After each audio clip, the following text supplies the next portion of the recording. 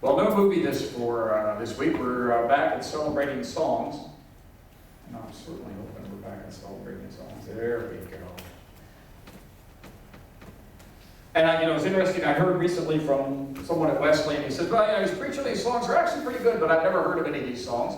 And that's fine. It was sort of like when I was in school, and the teacher would say we had to learn classical music, and I go, "Well, I've never heard of any of these songs." It didn't really matter; they were still pretty good. You still had to learn them.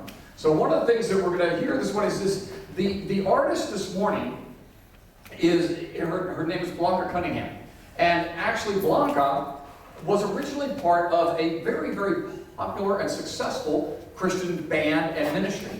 Her two partners, who were both male, are continuing in that ministry. She recently separated from them to do solo work. This song really isn't about her, I've heard in the interviews, but it does reflect this idea that she seeks those changes out of those things. So in just a second, we're hoping the technology, my flash drive apparently did not provide the technology it should, but Verna has aptly gone on and pulled is it the same video or is it from? Okay, we'll hope for the best. Okay. There's a few pictures in my office. That's all right. The words are more important. So hopefully the words will be on the screen so you can follow along even if you don't hear it. Another voice, another choice to listen to words somebody said.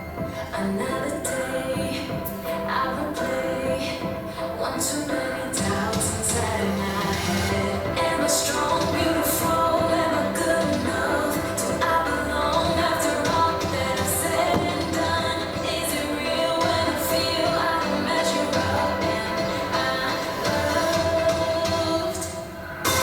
I'm running to the one who knows me, who made every part of me in his hands. I'm holding to the one who holds me, 'cause I know who I am, I know who I am. I am sure I am yours. Turning down, tuning out, every single word that caused me pain. Unashamed and unafraid, 'cause I believe you mean it when you say I am strong, beautiful, I am good enough. I belong after all 'cause of what you've done. This is real, what I feel, no one made it up. I am alive. I'm running to the one who knows me, who made every part of me in his hands. I'm holding to the one who holds me, 'cause I know who I am, I know who I am. I am sure I am yours. I know who I am. I am sure I am yours.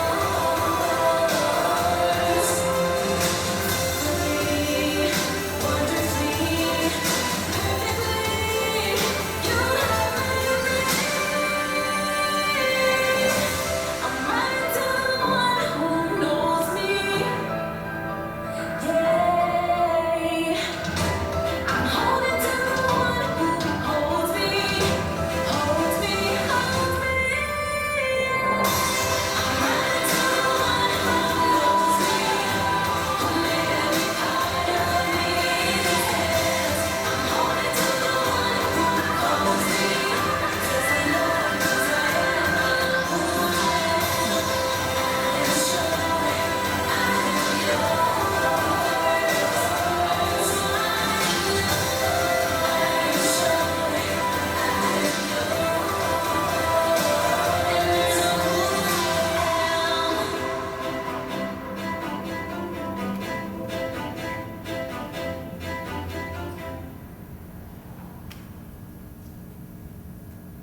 Who am I? That's the title of the song, and then I followed up with "Whose am I?" because that's also in the song. But the whole who am I thing, for those of you who are somewhere in my generation, that certainly rings true. I mean, if it were, if nothing else, we would go back to those old scary movies, and it would not be uncommon to go, "Where am I? What am I? But yet, there are those too that, you know, after all, I mean, isn't that what the 60s was all about? Who am I? Got to go find myself. Got to seek this out. You know, these questions that come up, the who am I became the mantra of every young person in generations in the 60s, and then goes on to the 70s and 80s. It probably was going on before. But it reached a real peak in the 60s, and we have sought this out, that who am I? I got to go find myself. I got to go seek out life. I got to find what's going on, because the universe needs to tell me who I am. Isn't it amazing that the majority of our society, and I dare say our own congregations, believe that the universe and the world will show them who they are, but the Bible's kind of hard to get a grip on? Wow, that's really kind of cool. So Jupiter, Mars, and all the stars can tell me who I am, but the Bible, you know, it's kind of old, outdated, dusty, it doesn't fit.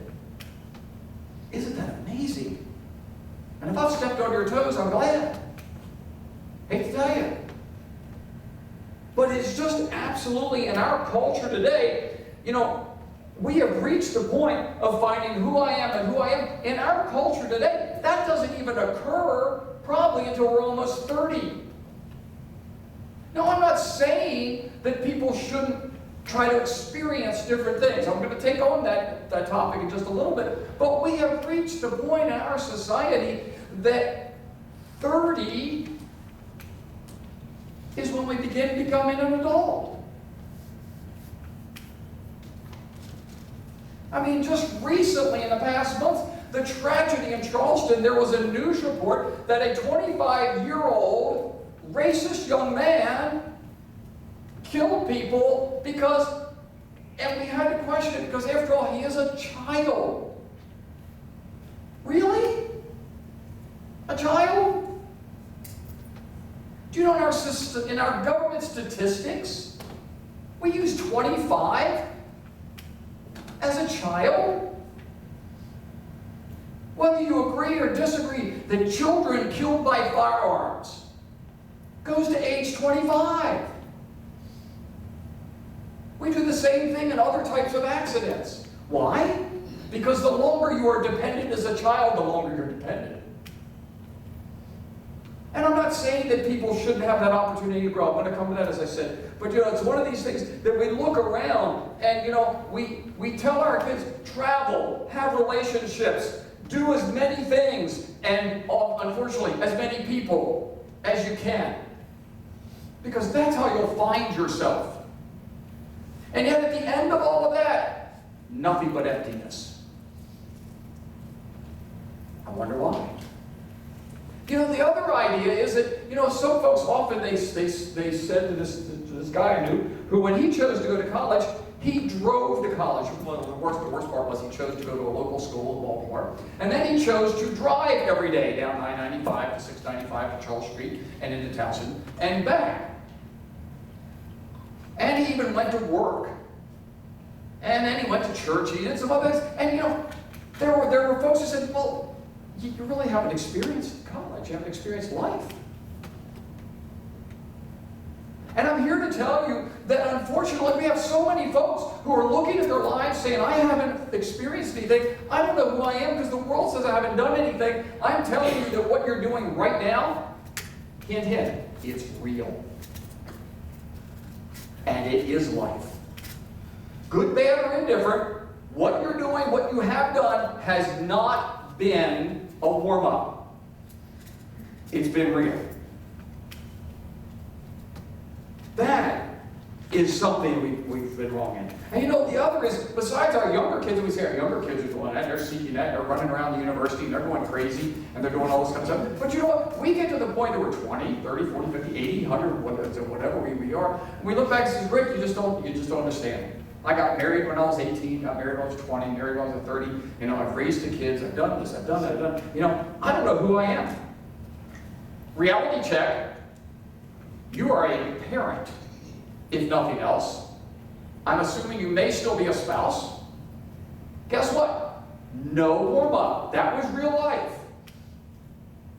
Do you look back and maybe have some regrets? Welcome to reality. Yes. But it was real life. And that is who you are, whether you like it or not. Who you are and what you experience, two different things. It was sort of like for a long time, I'm told, in the more conservative church back in the 90s, maybe in the 80s, that young women who were single or were married and either didn't have kids, chose not to have kids, couldn't have kids, whatever the case was, I understand it never happened in church I belonged to, but they were made to feel uncomfortable because they had not fulfilled God's plan for motherhood. I'm sorry, find that biblically. The church was wrong. All right? But we look at these things, and the more we do this, and the more we seek out, and the more we acknowledge, first of all, what is real is life. Blanca acknowledges even in the interviews, in the song, she says that she does look at who she is. And she finds that it's really important, though, more important, of whose she is. In fact, I believe that may very well be that what has concerned some of us from telling us who we are. The world has told us who we are. Well, you just can't be a parent. You gotta be more than a parent. You gotta be more than just a wife. You gotta be more than just a husband. You gotta be more than just a kid at school. Do you know, if the world or the universe is going to define who we are, we're never going to get there. Because it's going to keep moving, because if I am my abilities and my experience, I am not the person I was when I was 20. I can no longer hit the fastball. I can no longer run the 200 and under 25. So there's no reason for me to go even attempt it. And if who I am means experiencing everything in life, I don't know about you, but my guess is you go to your favorite restaurant, you have not eaten everything on the menu. And if it's a good restaurant, you'll never be able to, because by the time you get to the end of the menu, the chef will have changed it because he or she is a good chef. And you didn't get to eat that item that he just took off, and so therefore, well, and some of you are going, well, that's really dumb, right? So why is it? That's what we say the world is. The world's saying, you don't know who you are because you haven't experienced everything. Then if that's the case, then guess what? I will never know who I am, because unless someone throws me out of an airplane, I will never jump from a perfectly good airplane. Okay? It will not happen. So therefore, there are those who have done that, think it's a wonderful thing, it's a great thing, it's all that. Can't tell you why, but they do. And they would say, so you never experienced that, so I've never really experienced life. Okay? That's what I'm telling you. This song is who I am, and we're seeking the world for that answer, and we wonder why folks are just disappointed. You look back at 40, 50 years of marriage, and you go, geez, I never got to do all those things. No, you didn't. Is it a disappointment? Not denying that. But it does not deny the reality of who you are and who you are as a child of God. And what you've experienced is what God has put here on earth for you. But more important is who you are. We spend our time in thinking. We look at the world and we just go, well, I got to do it all. So I'm going to go to college. And I'm going to drink until I can't stand up. I'm going to fall down. And as parents and grandparents, we're going to step back and we're going to go, well, they need to find out who they are. And don't shake your head that didn't happen. Because we've done it. We've either been on both sides or we've been on one side. Because, they're young. They have to experience that. Really? Who are you and whose are you? Makes a difference in whether you really have to experience that or not. Because if that's what you're doing, that's what you're seeking, that moving bar that the world is giving all the time, then we're going to go through that uncontrollable drinking bazaar, the behavior that must do everything in college to prove that we're an adult. we're going to be as unfulfilled as we were the night before we did it. And probably more so. The more we look at our bodies and stand in front of the mirror and we don't see that airbrushed, the perfection from the cover of Sports Illustrated on the swimsuit, the magazine, we are going to be unfulfilled. Because no one's airbrushing our mirrors.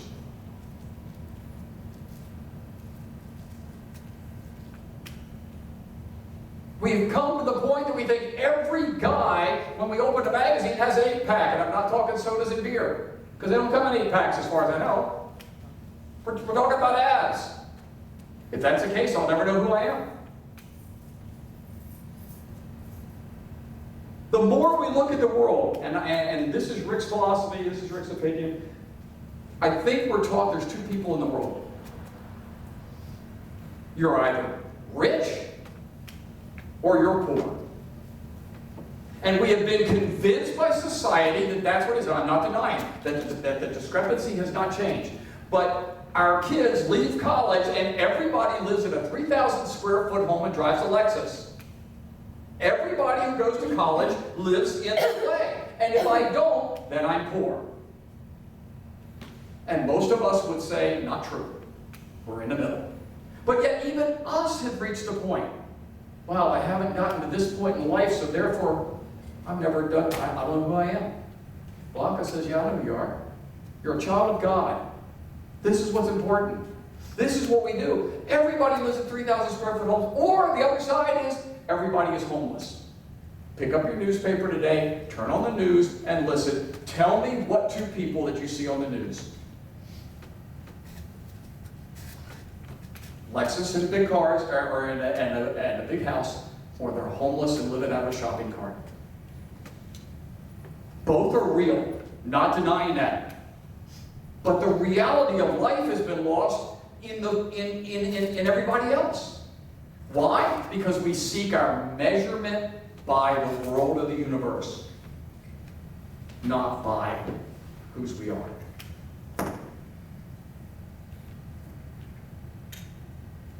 Listen to the lyrics. Another voice, another choice. I don't care what your age is. Inside that head, there's another voice, another choice every single day. There is a choice that tells us, no, there's no way that this test is not going to be awful. There is no way that I will ever survive the big C. There's no way that I'll ever get out of debt. Another voice, another choice. To listen to the words somebody said. You know, they and them and they said. Yeah. Somebody said, another day I replay one too many doubts inside my head. I don't care what your age is. We know for a fact, particularly our young women, our middle-aged women will battle this more than even males do. We know.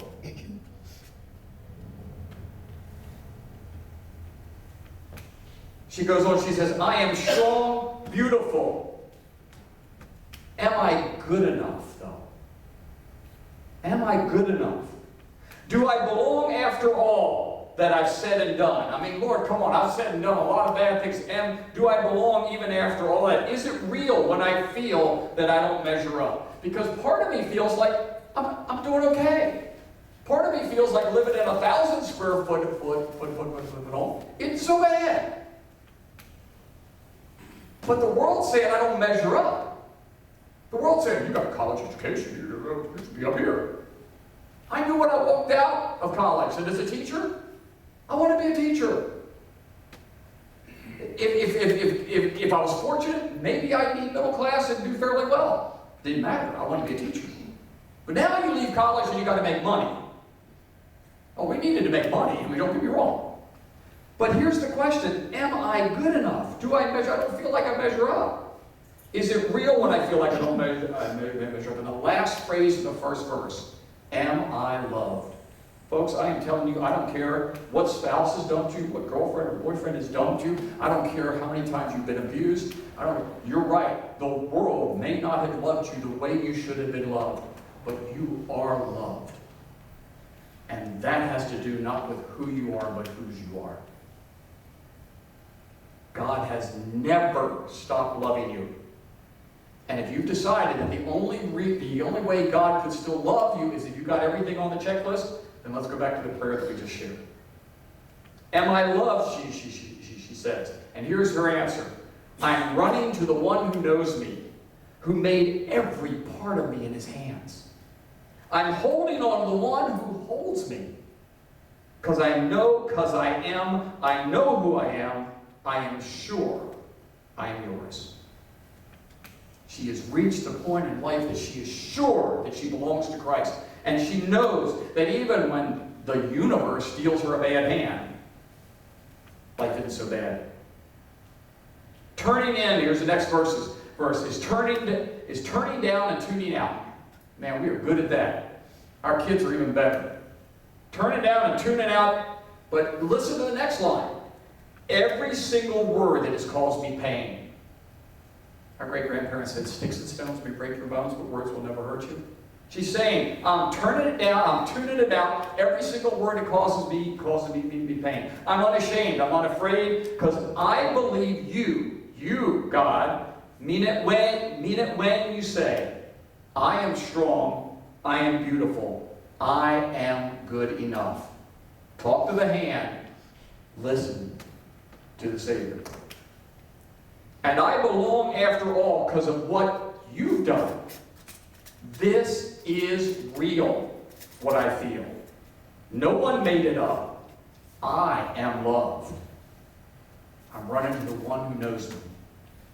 Then the bridge is fearfully, wonderfully, and perfectly you made me. Folks, we all know that you walk by the mirror the same as I do, and you question that. I went to a fitness conference years ago. And the woman was a great speaker. She was awesome. And she told us, she said, you'll know when you have arrived in a wellness. It was a wellness conference. And he says, because you'll get out of the shower, walk in front of the full-length mirror in your house, stand there, jump up and down, and go, I am wonderful. Let me tell you what, I know some of you don't even think that's funny. and I tell you, if that's what it's going to take, man, I'll never know. The full-length mirror is in the other room. I don't even want to know. All right? I'm running to the one who knows me. I'm holding to the one who holds me because I know who I am yours. We'll look quickly at Ephesians as we close out and listen to this. Then Christ will make his home in your hearts as you trust in him. Any chance that your high school experiences, your college experiences, you're running for all the glory in the universe will ever live in your heart. Any chance any of those people are going to come make and live in your heart? Christ says that he will. What are the odds of that continuing to look to find out who you are will ever actually fill the void in your heart? It won't. You'll look, and you'll chase it, and you'll still be empty. Scripture goes on, as we heard Verna read, your roots will grow down into God's love and keeping you strong. And may you have the power to understand all of God's people should. How wide, how long, how deep, how is your love. May you experience the love of Christ, though it is too great to understand even fully. Then you will be made complete with all the fullness of life and the power. Yeah, sure, we're all trying to work out where we fit in school, how we fit in church, how we fit in the neighborhood, how we fit in now that we're middle-aged, how do we fit in now that we're no longer a teenager, how do we fit in? Yeah, and there are experiences that you should see. You should go find things out. You should go experience things. Experiences are different, though, than who you are and whose you are. Who you are and whose you are is what allows the experiences to mean more. If I never get to the Grand Canyon, as much as I want to go, it's not going to change who I am and whose I am. But when I get there, I will view it as the grandeur of God, not as some big deep hole in the ground. Christ knows who you are, and he knows whose you should be. And he's asking you to let him live in you so the roots of God's love can grow down deep and fill those voids. So today, can you answer the question, who I am? And most of all, can you answer the question, whose you are? Amen.